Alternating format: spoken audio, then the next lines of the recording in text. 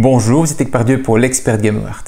Aujourd'hui, nous allons parler de Pandemon, un jeu de Javier Fuentes et Rafael Oliva qui est édité chez Amphora Games. C'est un Kickstarter qui vient de sortir il y a peu de temps et qui nous propose de prendre la place d'un boulanger à l'époque médiévale pour aller faire du pain, le meilleur pain possible, plusieurs types de pain disponibles, le vendre dans des villages qui sont autour de notre ville ou d'aller le vendre au seigneur qui sera dans le jeu.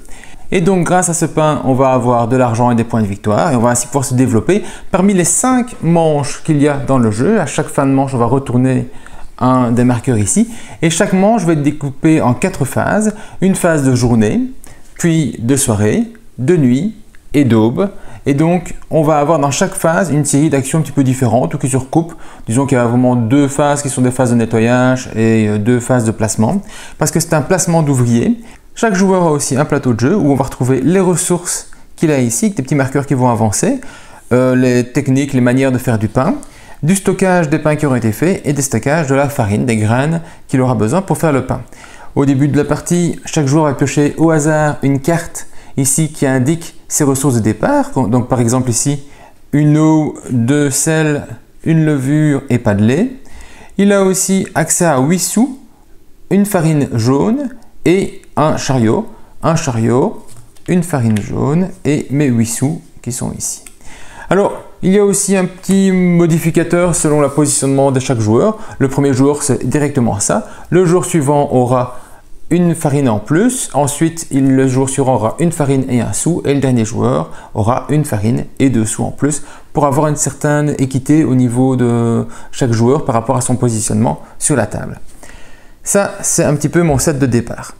Ensuite, on va venir placer, lors de la première journée, ces différents travailleurs sur des emplacements qui sont ici. Donc, 2 types d'emplacements. Il y a des grands emplacements et des petits emplacements. Les grands emplacements, plusieurs joueurs peuvent y aller, et voire même le même joueur peut y aller plusieurs fois.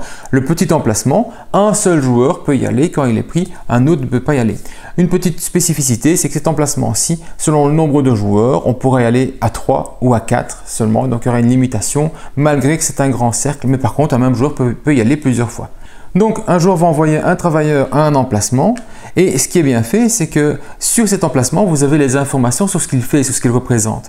Donc, comme par exemple ici, je vais pouvoir payer 1, 3, 4 sous pour avoir un chariot, une vache, un bœuf. Alors, c'est un et ou entre chaque, donc je peux avoir plusieurs une fois, mais je ne peux pas avoir un seul plusieurs fois. Donc, je ne pourrais pas acheter 2 chariots, mais je peux acheter un de chaque si j'ai envie, ou alors un chariot et un bœuf si cela me plaît.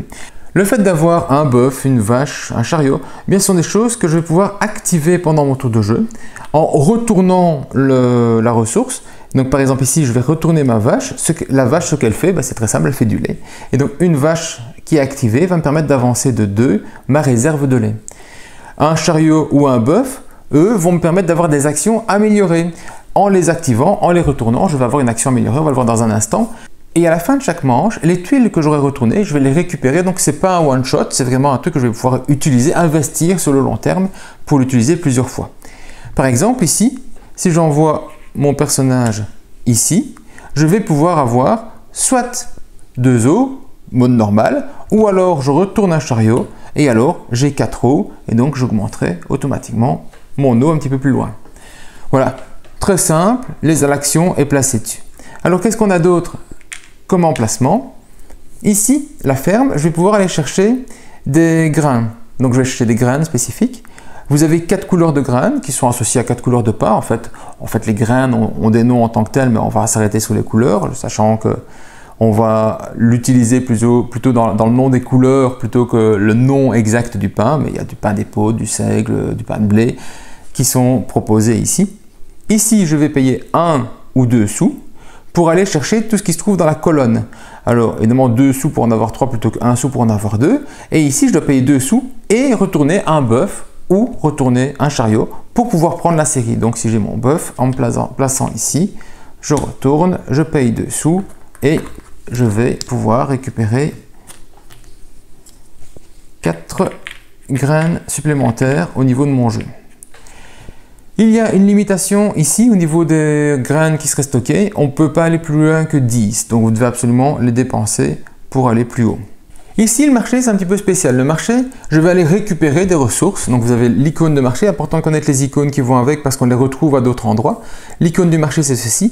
Quand je vais me positionner, eh bien, je vais aller payer dessous pour pouvoir y aller. Et je vais récupérer les ressources de là-bas où je suis, plus les zones, les étals qui vont suivre. Donc, ici, je vais toucher un eau, un sel. Une eau, un sel. Et en plus, un sel et une levure. Parce que je vais aller d'ici et je vais suivre les flèches. Alors évidemment, le plus intéressant, c'est de se mettre plus à gauche pour avoir plus de ressources. Mais ici, pour être plus à gauche, je vais devoir activer, taper soit un chariot, soit un bœuf.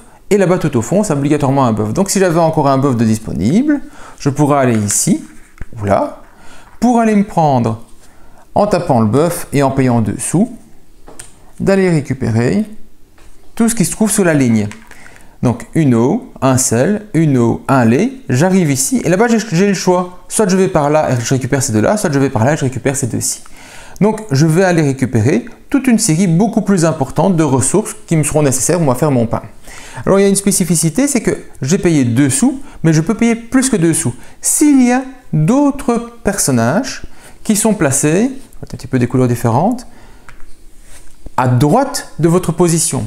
Donc je suis ici, tout ce qui est à droite, c'est tout ça. Eh bien, je vais payer 1 sou supplémentaire par personnage à droite, même s'il n'est pas dans le chemin que je veux prendre. Donc si mes ressources que je veux prendre, c'est ici, eh bien, je vais quand même payer 1 et 2 sous en plus parce que ces deux personnages-là sont dans le marché plus à droite que moi-même. Et j'insiste bien, même si ce n'est pas la zone dans laquelle vous voulez prendre des ressources. Donc je paye 2 plus le personnage qui sont à droite. Et j'active un bœuf qui serait disponible, ou ici un bœuf ou un chariot qui serait disponible pour pouvoir me placer et je récupère tout ce qui est à droite en passant par les flèches que je suivrai. Comme vous le voyez, on a besoin d'argent pour aller jouer dans le jeu. L'argent, j'ai 2 manières de l'avoir, soit en vendant des pains, soit en allant le réclamer, demander au seigneur d'avoir un petit prêt. Quand je vais ici, je vais pouvoir prendre un petit marqueur de prêt qu'il faudra rembourser à la fin du jeu, qui va me rapporter 6 sous, qui va me faire perdre 2 points de victoire et je touche ainsi directement 6 sous que j'aurai intérêt à rembourser à la fin du jeu. Si ce n'est pas le cas, je perdrai 3 points de victoire. Si jamais j'ai un bœuf qui est disponible, je peux aussi venir ici en plus d'avoir les 6 sous ou à la place d'avoir les 6 sous pour activer mon bœuf et travailler pour le seigneur et toucher 3 sous directement. Je peux aussi aller faire cuire mon pain avec mes ressources, avec tout ce que j'ai récupéré ici. Je vais pouvoir envoyer un de mes travailleurs, je vais récupérer celui-ci, ici pour aller faire le pain. Le coût pour aller se positionner ici, le premier joueur c'est 0. Le travailleur qui va arriver ensuite, eh bien il va payer 1 sou parce qu'il y a déjà un travailleur. Si un autre vient, il payera 2 sous et s'il y avait déjà 3 travailleurs et qu'un joueur vient, il payera aussi 2 sous. Donc il y a un maximum de 2 sous à payer. On va donc payer un montant de 0 à 2 selon le nombre de travailleurs qui seraient déjà présents quand j'arrive. Et je vais pouvoir faire 2 pains. 2 pains, sauf si j'ai encore un chariot ou un bœuf et que j'ai bien sûr les ressources qui seront nécessaires, je peux alors faire 3 pains ou plus en une seule action en plaçant mon petit bonhomme ici. Alors, les pains, qu'est-ce que j'ai besoin pour le faire? On va avoir ici toute une série de recettes sur mon plateau de joueur. Ce plateau de joueur va m'indiquer, tiens, si je veux faire un pain de seigle, le pain traditionnel, donc le pain orange, je vais devoir dépenser 2 œufs, un sel, une levure, un marqueur de farine de seigle et un marqueur de farine de blé, donc un orange et un brun. Si j'ai tout ça, eh bien je peux faire un pain de seigle et donc je vais descendre mes ressources, utiliser mes ressources et je vais créer mon pain. Si je sais en faire plusieurs, parce que j'ai plusieurs ressources et d'autres manières de faire, donc plusieurs fois le pain de seigle, comme par exemple si je pourrais avoir ça et je pense que j'ai tout ce qu'il me faut pour en faire 2, eh bien je peux faire directement 2 pains de seigle en un seul coup, en un seul tour, très facilement. Si je fais mes 2 pains de seigle, eh bien je vais donc dépenser 4 eaux, hop, je redescends 2, je vais dépenser 2 sel, 2 levures, je n'ai pas besoin de lait, et je vais utiliser mes 2 marqueurs ici pour aller faire mon pain, et mon pain, hop, il arrive ici, et vous avez ici un emplacement pour placer votre pain de seigle. Donc l'orange, il va être ici, tandis que les autres couleurs vont être là-bas. Donc le pain de seigle est moins intéressant que les autres. Mais il y a aussi une information à vous donner, c'est qu'il y a deux lignes ici. J'ai une ligne là-bas et j'ai une ligne là-bas et chaque fois il y a le même marqueur. Pourquoi le mettre au-dessus, pourquoi le mettre en dessous? Eh bien ça dépend de la qualité de votre pain. Si vous avez fait un pain en respectant la recette traditionnelle vraiment très bien, tout va bien et vous allez faire un pain de bonne qualité. Mais si vous n'aviez pas de marqueur brun mais vous vouliez quand même faire du pain et que vous aviez envie d'aller faire cette action-là, vous pouviez en faire un de bonne qualité et un de moins bonne qualité, eh bien vous allez vous passer de l'ingrédient qui est fourni ici tout au fond avec une étoile pour le remplacer par quelque chose d'autre. Donc à la place d'utiliser du blé, j'aurais pu utiliser ceci et donc j'aurais été faire un pain de mauvaise qualité, mais un pain quand même. Imaginons que j'ai fait deux pains, un de bonne et un de mauvaise qualité, eh bien je me retrouverai avec ceci, un pain de bonne et un pain de mauvaise qualité. J'ai dépensé mes ressources, il me reste ainsi un petit peu de blé dans mon stock. Ce que j'ai dépensé va retourner dans le sac, donc va pouvoir être pioché plus tard dans le jeu. Et mon pain va être en attente ici. Donc simplement, je fais du pain, pour l'instant il est stocké là-bas. Alors on pourrait se dire, pourquoi ne pas faire les autres pains? Parce que les autres pains, ils ont une meilleure qualité à la revente. Eh bien la difficulté, c'est que les autres pains, ils ont besoin d'un spécialiste, d'un boulanger spécialisé. Le boulanger spécialisé, il se trouve ici. Et je vais pouvoir aller ici chercher, en payant 1 sou, ce qui est l'argent qui est indiqué en haut à gauche sur la carte, je vais pouvoir aller chercher un boulanger. Ce boulanger, il sait faire un type de pain. Le type de pain qu'il sait faire, c'est le pain qui est à gauche de la carte, côté orange. Pourquoi à gauche alors qu'il y a un autre symbole qui se trouve à côté? Eh bien parce que l'autre symbole, ce sera quand ce boulanger-là aura pris de l'expérience, qu'il aura amélioré sa technique, eh bien alors on va retourner la carte et il aura un autre symbole qu'il saura faire. Donc globalement, les couleurs ne sont pas hyper claires à ce niveau-là, donc on aurait pu dire que c'est toujours en gris qu'un quelque chose d'autre, mais quand c'est du gris foncé, c'est toujours pour faire du pain brun, donc de meilleure qualité, le pain de blé. Tandis que les autres, c'est souvent pour faire l'autre couleur qui n'est pas présente sur la carte. Donc on a vert et jaune. Ici, c'est vert. Si je la prends et que je la retourne, je vais découvrir évidemment du jaune de l'autre côté. Alors, c'est tout le temps 1 sou ici, sauf qu'un boulanger qui aurait été amélioré, qui serait revenu à disposition, pourrait coûter plus cher. Et donc, par exemple, ici, 2 sous pour aller faire son acquisition. Quand j'ai pris mon boulanger, qui me permet ainsi de faire du pain marqueur jaune, eh bien, je vais le placer à côté de mon stock et je vais pouvoir l'utiliser à chaque fois que je ferai du pain de couleur jaune ici. Ce boulanger ici, si je veux faire du brun, je vais donc devoir l'améliorer. Eh bien, je peux revenir avec un deuxième bonhomme ici pour payer 1 sou et alors faire un upgrade, faire une amélioration qui me permet de voir que maintenant le boulanger peut faire le pain de blé. Donc je vais aller 2 fois si je veux engager un boulanger et si je veux upgrader un boulanger.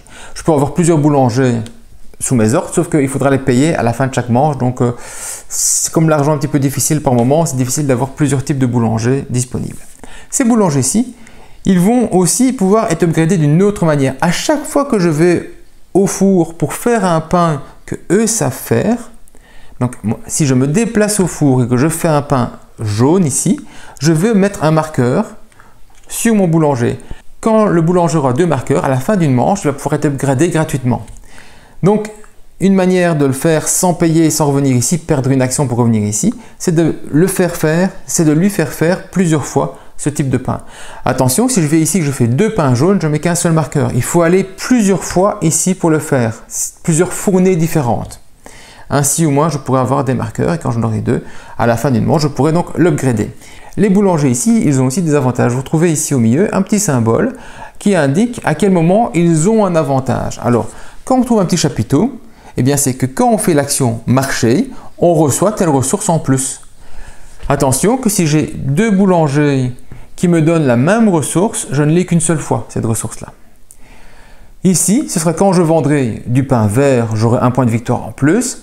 Là, c'est quand je vends du pain jaune, j'ai 1 sou en plus. Et on pourra avoir, comme ici, une carte qui me dit, tiens, quand je fais un pain brun, j'ai 1 lait de moins à payer. Donc, je pourrais avoir une série d'avantages à utiliser. Il y a 10 boulangers possibles dans le jeu et on en pioche 8 sur chaque partie. On n'en remet pas quand il y en a un d'enlevé, donc on va jouer la partie avec les 8 présents. Puisque maintenant on a du pain, on va voir comment le vendre. Pour vendre mon pain, je vais aller dans les villages. Les villages ici ont tous une demande spécifique en pain. Alors il y a 2 marqueurs qui vont changer et un qui est toujours fixe, donc toujours une demande fixe. Et il y a 2 marqueurs qui indiquent lors de la journée précédente quelle va être la demande. Ces villages donc sont accessibles, sauf Augsburg qui est spécifique, qui nécessite que l'on soit arrivé à un niveau 5 au niveau de l'église pour pouvoir y aller. Donc au début du jeu, vous n'aurez pas accès à ceci tant que vous n'aurez pas avancé en église, et on verra l'église après. Je vais vendre ici, on demande de l'orange et du brun. J'ai de l'orange et pas de brun, et bien si j'allais ici, je vais me placer là et je vais pouvoir vendre mon orange. Attention que le premier joueur qui va arriver ne paye rien. Le joueur suivant qui s'y placerait, et je dis bien joueur parce qu'un joueur ne peut aller qu'une seule fois dans un village, aurait à payer 1 sou au joueur qui serait précédent, et le dernier devrait payer 1 sou aux 2 joueurs qui sont précédents. Donc je vais prendre ceci, c'est ce qu'on demande, c'est ce que je vais vendre. Je vais le choix entre les 2 types de vente. Admettons que je vais juste vendre mon bon pain, mon meilleur pain. Et je vais toucher des points de victoire. Des points de victoire liés à quoi? Liés à la qualité du pain que j'ai. Donc je vends un pain frais du jour, il me donne 3 points de victoire. J'ai ce pain-là, il rapporte 3 points de victoire. Donc je vais récupérer 6 points de victoire pour aller vendre ce pain-ci. Alors ici, il y a des petites icônes qui sont là entre les deux. Ne vous en tracassez pas, ce n'est pas pour le jeu multi, c'est pour le jeu solo. Donc je vais mettre 6 points de victoire et je vends un pain orange. Le pain orange rapporte 5 sous. Donc je vais récupérer 5 sous pour ma vente. Qui plus est, c'est un pain de bonne qualité. Et donc mon marqueur ici dans la réputation en tant que boulanger va augmenter de 1 sur les pains orange. Si je vendais un pain de mauvaise qualité, il descendrait de 1. Les indications qui se trouvent ici au niveau des points de victoire, c'est pour la fin de jeu. Toutes les parties rouges sont des points de victoire négatifs en fin de jeu, tandis que ici, ce seraient des points de victoire positifs en fin de jeu. Si je montais encore une fois parce que je vendais un autre bon pain, j'arriverai ici et là-bas, toute la ligne ici a le petit symbole de marché, ce qui veut dire que quand je fais marché, en plus d'un éventuel bonus que j'aurai grâce à mes boulangers, eh bien je gagnerai une eau ou un sel ou une levure ou un lait selon le marqueur que j'ai avancé. Donc je gagnerai des bonus d'avancer tout au-dessus. Et si je vendais encore un bon pain de haute qualité alors que je suis déjà au maximum, eh bien je toucherai les points de victoire qui sont indiqués au-dessus, donc 1-1 ou 2-2 ici, selon la position où je suis. Donc l'orange touche moins de points de victoire, n'aura pas de points de victoire à la première case et ne touche que 5 sous aussi pour sa vente. Tandis qu'ici on a 6 et là-bas on a 7. Évidemment le plus rentable c'est le pain brun, mais vous voyez tout de suite qu'il est beaucoup plus compliqué à faire. Il faut déjà 2 actions au début du jeu pour aller acheter un maître boulanger pour l'upgrader. Donc je vends, ça repart dans la réserve. Ce n'est pas tout. La première fois que je vais dans un village, je vais récupérer un villageois. Un villageois qui est très content que je suis venu vendre du pain. Et donc ce villageois-là va me donner un bonus quand je fais une action spécifique. Celui-ci me donnera un bonus quand je vais dans le château. Et donc j'aurai 1 sou de plus si je vais au château pour faire une action. Par exemple, faire travailler mon bœuf ou aller demander de l'argent en échange de 2 points de victoire. Et on pourra avoir chacun un personnage, un villageois de chaque village. À la fin du jeu, plus vous avez de villageois, donc 4 maximum, plus vous aurez de points de victoire, donc 10 maximum. Ce sera 1, 3, 6, 10 selon le nombre de villageois que vous avez. Donc intéressant d'y aller, il vous donne un bonus d'action quand vous faites une action spécifique et en plus, ils vont vous permettre d'avoir des points de victoire en fin de jeu. Ici, donc, on aura des points de victoire quand on ira à l'église, on pourra avoir une ressource de plus quand on va au marché, parmi les 3 dernières. Et ici, quand on va chez le meunier, on pourra avoir une farine de plus de notre choix, c'est le symbole de je choisis moi-même dans le sac ce que je veux, pour avoir donc un bonus. Donc pour pouvoir aller vendre à Augsburg, vous avez besoin d'arriver à 5 au niveau de l'église. Comment avancer? Eh bien simplement en venant ici. Donc je vais venir ici et je vais pouvoir faire une offrande pour que je sois bien vu dans mon église. Surtout parce qu'il y a un inquisiteur qui va avancer au fur et à mesure du jeu et qui va pénaliser les gens qui seront derrière lui, qui ne seront pas bien vus par l'église, et qui va remercier les gens qui sont bien vus par l'église, donc qui sont devant lui. Ici, je vais pouvoir faire les 3 actions, ou une des 3 actions, ou 2 des 3 actions qui sont demandées au niveau des offrandes. Chacune va me permettre de rapporter de 1 à 2 avancées, donc 2 petites croix dans le marqueur ici, et donc me permettre de progresser. Ici, par exemple, on me demande de payer 2 sous. Ici, par exemple, on me demande de payer 2 sous pour avoir une croix. Eh bien, je paye 2 sous et je avancerai de 1.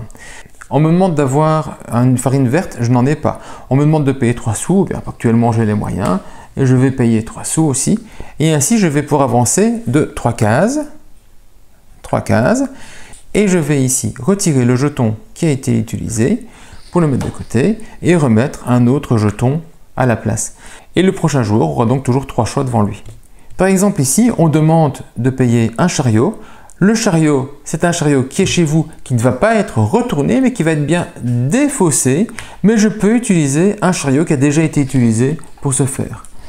Donc, ça c'est un petit peu plus difficile, mais en même temps, un chariot, ça vaut 1 sou. Donc, techniquement, c'est un petit peu moins cher, sauf qu'il faut parfois une action pour aller le chercher en plus.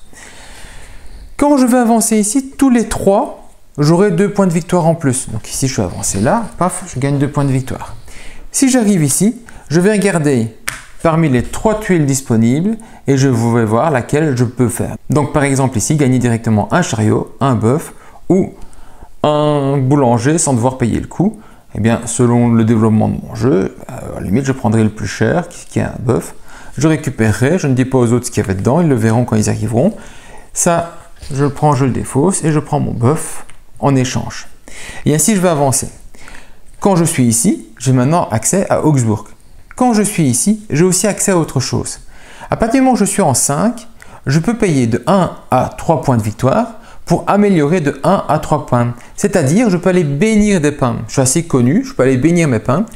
Et donc, si je perds 1 point de victoire, je vais pouvoir améliorer un de mes pains et le rendre de mauvaise qualité vers bonne qualité parce que maintenant, c'est un pain béni.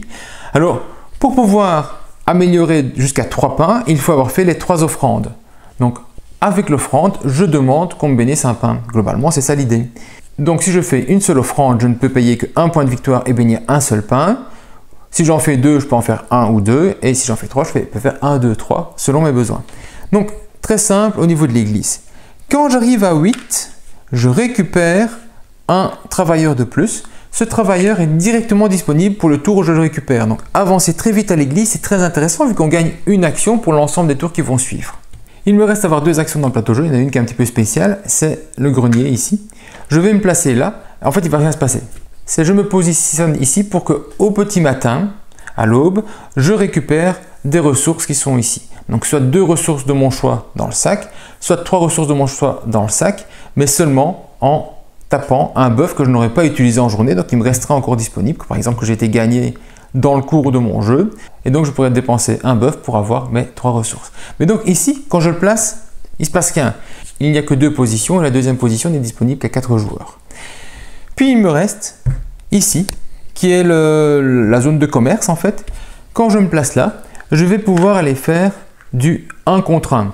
Je donne une ressource d'un certain type, je gagne une ressource d'un autre type. Alors, le 1 contre 1 est indiqué ici. Je peux recevoir ou donner des points de victoire, des grains, de l'argent ou une des 3 ressources du bas. Donc, pas de l'eau, donc du sel, de la levure ou du lait. Donc, c'est 1 contre 1, mais c'est 1 contre 1 différent. Ça ne peut pas être la même type de ressource, c'est-à-dire, je ne peux pas par exemple donner un grain brun pour aller chercher un grain jaune. Je ne peux pas donner un sel pour récupérer une levure. Donc tout ça, c'est interdit. Je dois vraiment prendre un des 4 pour un des 4. Et alors, l'action qui est souvent la plus utilisée, c'est de faire du 2 différents contre 1. C'est-à-dire donner 2 parmi les 4, 2 types différents parmi les 4, pour avoir le 3e. Par exemple, je donne 1 point de victoire et 1 sou et je récupère un blé de mon choix. Je donne 1 point de victoire et un lait et je récupère 1 sou. Donc ça va être du 2 contre 1. Et à nouveau, je ne peux pas échanger un lait et un sel, c'est dans la même zone. Donc ça doit être dans des zones différentes, contre 1. Pourquoi je vais faire ça alors que c'est moins intéressant? Parce qu'en faisant ça, je peux refaire mon déplacement et aller ailleurs. Donc je peux aller chercher une ressource qui me manquerait, comme par exemple un type de graine qui me manquerait, pour aller ensuite au four, pour aller cuire mon pain. Donc je perds un petit peu de ressources en plus, mais je peux directement aller faire une autre action en me déplaçant. Donc très intéressant malgré tout parce que ça permet d'ajuster un petit peu votre ressource, vos moyens, sacrifier parfois des points de victoire pour avoir autre chose et puis en fin de jeu, vous avez peut-être trop de ressources, vous allez sacrifier autre chose pour avoir des points de victoire. Alors j'ai tout dit sur le plateau de jeu en tant que tel, il n'y a plus qu'une seule chose qui est un petit peu spécifique, dont je n'ai pas parlé, c'est le servant du seigneur. Le servant du seigneur, il va être placé au début de chaque manche par le dernier joueur. Le dernier joueur, donc ici le blanc, on va pouvoir le placer à un endroit du jeu, de son choix. C'est un personnage neutre, c'est-à-dire il ne gêne pas la position. Il peut être ici, donc il vient sur l'endroit, pas sur la case. C'est très important. Ça veut dire que si un joueur venait faire l'action là-bas où se trouve le serviteur du seigneur, qu'il fait l'action, eh bien après son action, il peut éventuellement vendre au seigneur à travers son serviteur un de ses pains. Et donc ça m'évite peut-être d'aller faire une action supplémentaire au village pour aller vendre un pain directement.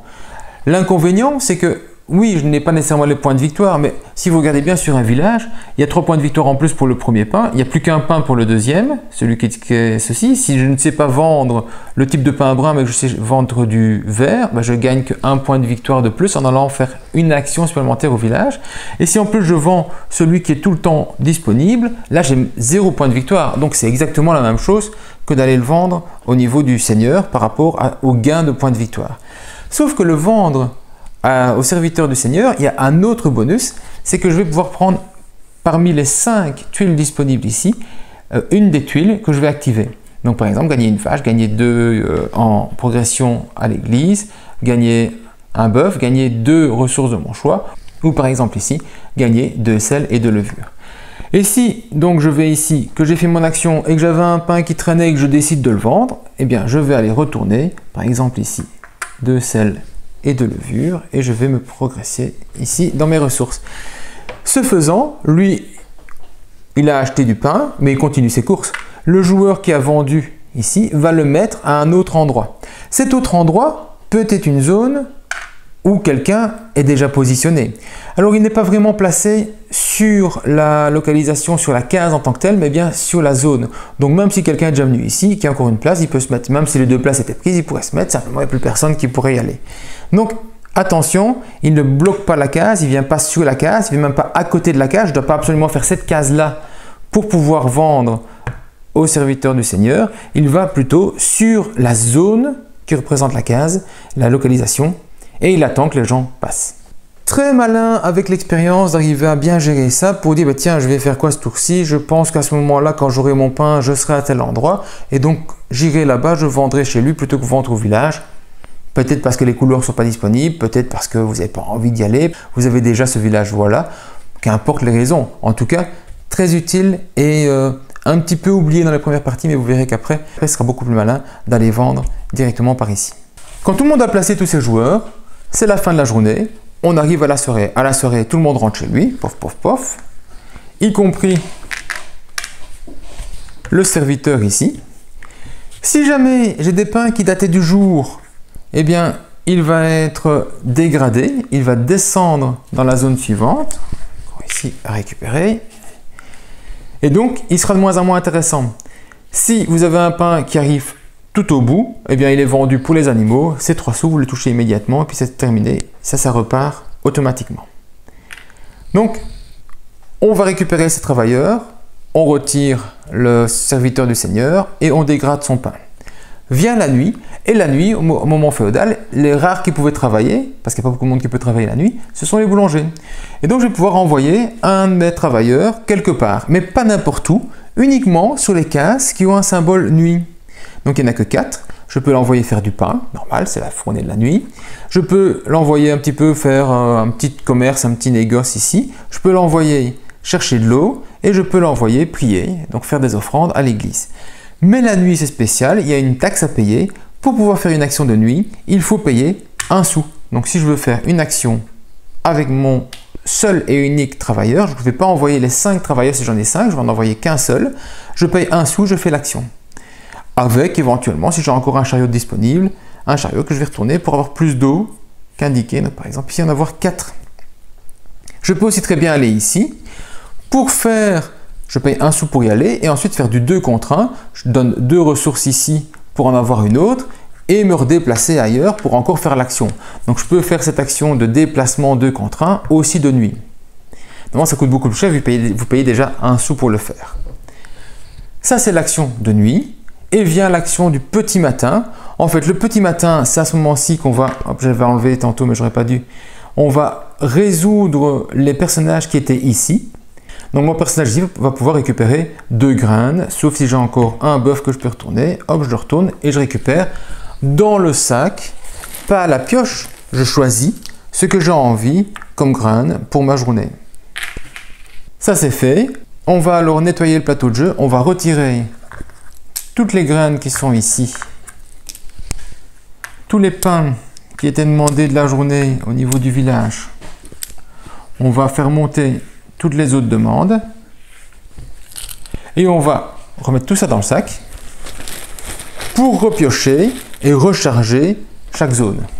Alors ce rechargement est bien sûr très aléatoire parce que effectivement il se peut que vous n'ayez jamais les bonnes couleurs dans la première colonne qui arrive, le pain que vous avez décidé de faire avec votre boulanger. Il faudra donc vous adapter, peut-être vendre plus avec le serviteur du palais, mais peut-être aller vendre de temps en temps malgré tout, ne serait-ce que pour avoir les villageois, pour avoir les bonus, pour avoir les points de victoire de fin de jeu. C'est important d'essayer d'en avoir un de chaque à chaque tour. Ça c'est fait, hop, ça je l'ai récupéré vu que j'ai récupéré mon grain. Je vais remettre ici des actes d'emprunt pour qu'il y en ait 2. On en a 2 parce qu'on est à 3 joueurs et plus, il n'y en aurait qu'un seul à 2 joueurs. Donc on a toujours 2 ici disponibles, logiquement pour 3-4 joueurs. On va aussi améliorer tous les boulangers qui auraient 2 marqueurs dessus, éventuellement, donc les retourner. Si ce n'est pas le cas, il reste comme ceci. S'il n'y a qu'un seul marqueur, il reste comme cela aussi.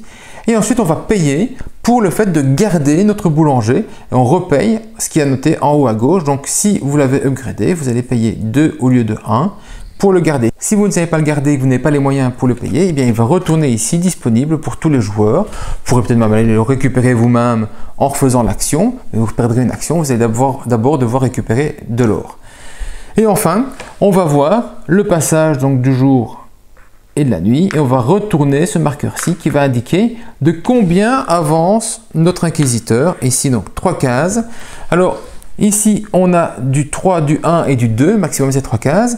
Et la totalité fera qu'il arrivera toujours sur 10 à la fin du jeu. Donc, on sait qu'il y aura une fois 1, une fois 3 et 3 fois 2, mais on ne sait pas dans quel moment ils vont arriver l'un par rapport à l'autre. À ce moment-là, tous les joueurs qui sont devant gagnent 1 point de victoire. Tous les joueurs qui sont derrière vont prendre une pénitence. Cette pénitence qu'ils vont avoir, ça fait moins 3 points de victoire à la fin du jeu. Mais on peut aussi s'en débarrasser. Alors, pour s'en débarrasser, quand vous allez venir ici avec votre personnage, en fait, vous allez mettre un marqueur, ce que je n'ai pas dit, qui était à placer ici, le premier. Et les 2 premiers arrivés vont pouvoir se débarrasser d'une pénitence qu'ils auraient. Donc, en venant ici dans les 2 premiers, vous allez placer votre marqueur et virer une pénitence. Alors, l'intérêt aussi, c'est que ceci va redéfinir l'ordre du tour. On est ici donc à la fin du jour. Pour le début du jour suivant, on va remettre l'ordre du tour. Donc, le blanc va monter ici, le jaune, le blanc, et puis les autres vont rester dans l'ordre qu'ils étaient. Donc, en fin de chaque manche, en fonction de la position des joueurs dans l'ordre d'apparition à l'église, on va redéfinir l'ordre du tour. Le nouveau dernier joueur va donc replacer le serviteur du seigneur à l'endroit qu'il veut par rapport à cette manche-ci. Donc il restera ici jusqu'à ce que quelqu'un vienne vendre du pain au seigneur après avoir fait l'action qui se trouve avec. Et dernière chose qui se passe au bout de la nuit, c'est que tout le lait que vous aviez en stock devient sûr, il est invendable et donc vous repartez à 0. Donc à chaque début de manche, vous repartez à 0 avec votre lait. Donc, très important de ne pas oublier de remettre à 0, c'est indiqué ici, mais on peut vite l'oublier si on ne repasse pas tout en revue. Donc l'aube, je répète, on fait les grains, c'est les joueurs qui seraient placés ici. On va refaire l'ordre du tour par rapport au marqueur qu'on aurait placé dans la journée au niveau de l'église. On va nettoyer le plateau de jeu pour remettre des nouvelles graines. On va upgrader éventuellement nos boulangers et on paiera leur coût. Si on ne sait pas payer le coût, ils repartent. Et on va retourner le marqueur pour voir l'avancée ici de notre inquisiteur. Des points de victoire pour ceux qui sont devant, des pénitences pour ceux qui sont derrière. Et on repart sur une nouvelle manche. Les bonus que l'on reçoit en allant vendre au seigneur à travers le serviteur, ici, on ne retourne pas, on ne remet pas ça disponible. Tant qu'il y a quelque chose à prendre, ça reste ainsi. Quand tout sera pris, tout aura été retourné, on va alors mettre les tuiles qu'il y a encore sur le côté et on va remélanger pour remettre 5 tuiles dans l'ensemble du jeu. Donc ici, on ne va pas changer de tout manche en manche les choses qui sont disponibles au château. À la fin du jeu, à la fin de la 5e manche, qu'est-ce qui va changer? On ne paye plus pour les boulangers, on va quand même faire la dernière avancée de l'acquisition et on ne va pas évidemment remettre les ressources en jeu. Mais par contre, on va pouvoir voir un petit peu tous les bonus de fin de jeu qui nous restent. Alors les bonus de fin de jeu, c'est quoi? Comme je l'ai dit, selon le nombre de villageois que l'on a, on va avoir 1, 3, 6 ou 10 points de victoire. Selon l'avancée que l'on a dans chaque zone, on va avoir les points de victoire en plus ou les points de victoire en moins au niveau de notre réputation. Chaque pénitence que l'on a encore fait 3 points de victoire en moins. Chaque emprunt que je ne sais pas rembourser à la fin du jeu, que je n'ai pas 6 sous pour rembourser, c'est 3 points de victoire en moins. Chaque pain que je n'ai pas vendu, qu'importe sa qualité, vaut 3 points de victoire. Et donc, on aura aussi la totalité des points de victoire de chacun qui devrait tourner pour une bonne partie entre 70 et 85 sans doute. Bon, on est déjà très bien dans des scores ainsi, au moins pour vos premières parties. En cas d'égalité, ce sera le joueur qui sera le plus avancé dans l'église qui gagnera. Et j'ai oublié de le dire, mais si vous êtes tout au bout de l'église et que vous avancez encore, vous gagnez chaque fois 1 point de victoire. Un petit peu comme quand les pains, quand vous les vendez de bonne qualité et que vous êtes déjà tout au-dessus. S'il y a encore égalité, ce sera celui qui aura le plus d'argent. Mais à part ça, l'argent ne vaut plus rien en fin de jeu. N'oubliez pas qu'il faut rembourser vos dettes avec.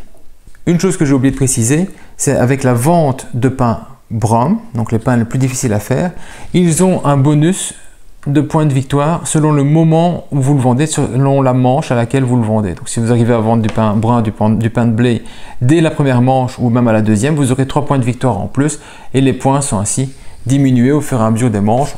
On les vend plus souvent en 3e ou en 4e manche que dans les 2 premières. C'est vraiment un gros effort que d'aller réussir à vendre du pain brun dès les premiers tours. Pandémon, c'est vraiment un jeu très compliqué, très serré au niveau des possibilités. Pourtant, on n'est pas souvent bloqué au niveau des emplacements vu que les emplacements ne sont pas à usage unique. Donc c'est très important, très intéressant, c'est que c'est très ouvert, mais seulement l'argent est vraiment très difficile à avoir et à garder. On doit payer pour faire plein de choses et parfois on doit payer parce que les autres sont là. Donc l'espace de commerce pour faire du 2 contre 1, pour avoir le sou qui vous manque pour aller faire l'action est souvent très important.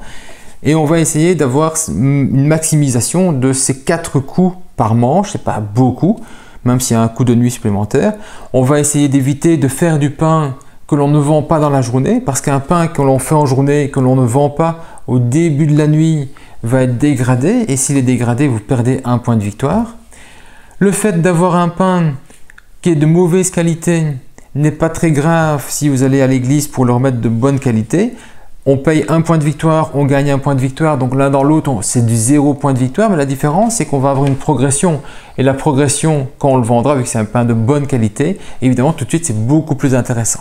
Voilà, c'est très intéressant d'arriver à bien conjuguer l'ordre dans lequel on va faire les actions, la priorité qu'on doit donner à une chose ou une autre par rapport aux autres joueurs, ce qu'ils font, ce qu'on voit qu'ils vont vendre.